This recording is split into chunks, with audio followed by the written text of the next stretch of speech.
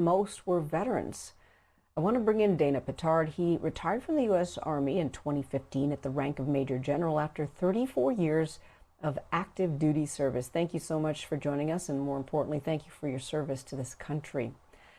So let's talk Good evening, about Laverne. this. Thank An you. analysis of records and court documents have found that at least 81 current or former service members faced charges or were accused of participating in the mob at the Capitol. What are your thoughts about this?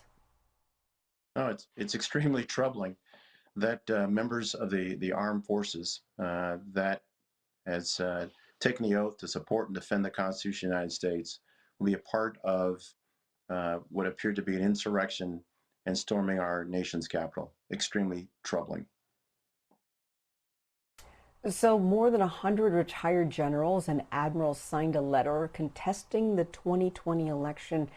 Do you think that a coup could play out in 2024?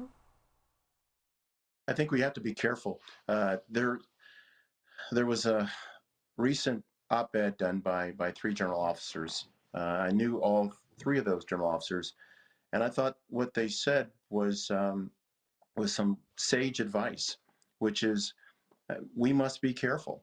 We must make sure that our military is in fact focused on what they should be, which is defending our nation and support and defending the Constitution. I saw that list of general officers. I didn't even recognize them.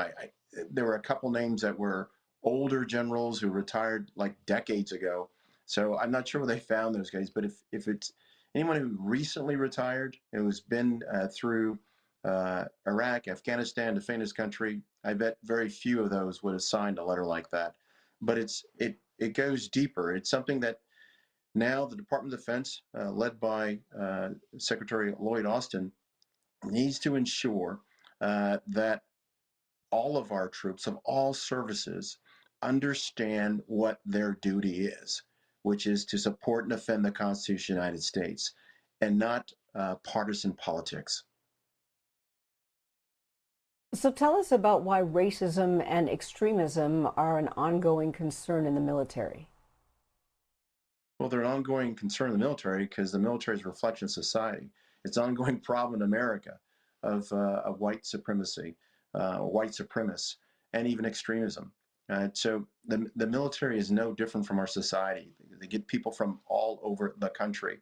But what's different is the military is actually trying to deal with it and trying to stamp out and kick out the extremists.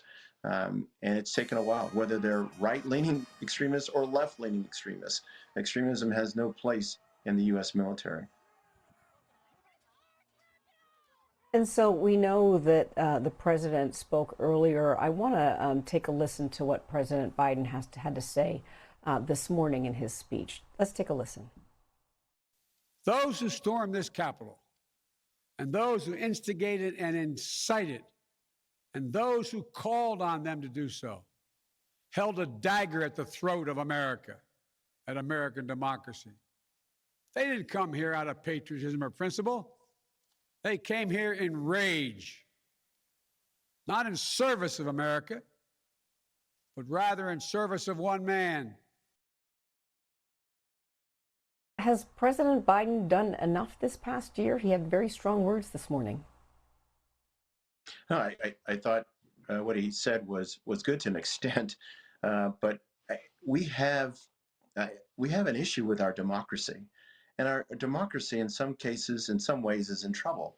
That should be a huge issue for President Biden, not just for a speech on the anniversary of January 6th. It should be an issue that his entire administration, that our elected officials should be trying to tackle. Of first of all, how people were able to do that, to storm the Capitol, but what's behind it, so that we can ensure that democratic principles and this experiment called America, that's been around for 260 some odd years, will still exist. Quite an experiment it is. Thank you once again for joining us here, and again, your service to this country. Appreciate your thoughts and insights today.